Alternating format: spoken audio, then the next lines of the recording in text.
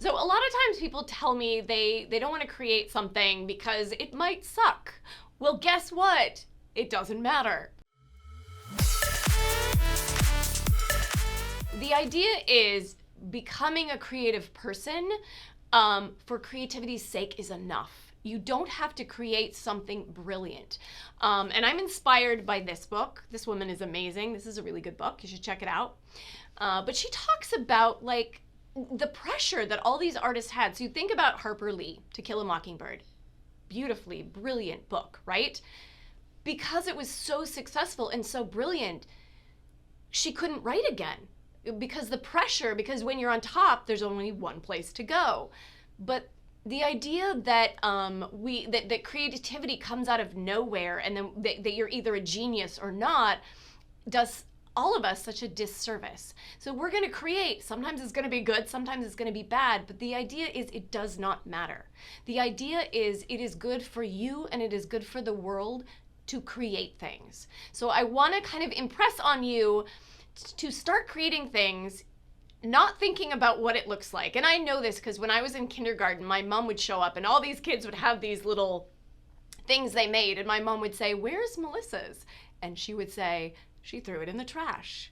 Now, this is a true story. I was such a perfectionist. So I never ended up creating anything. So I have learned to like push myself, force myself to create stuff just to create it. And it doesn't matter if anyone else sees it except me. But creating something will bring joy into your life. And if you keep creating things, there will be genius moments where you will want to share something. But you will never be brilliant if you do not try. And you have to finish something to keep creating other things. That's the thing, is a lot of people have a wonderful idea and they start and they don't finish because they panic that it won't be as good as they thought it would be. I say, so what? Create it anyways. And then if you don't like it, create something else. The idea is we've got to keep creating. And those are the only times when brilliant things will happen.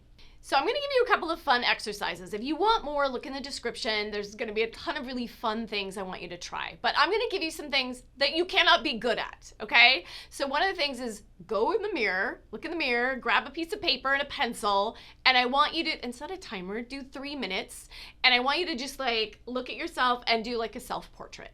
And I cannot draw. So, and I do this exercise because it's fun.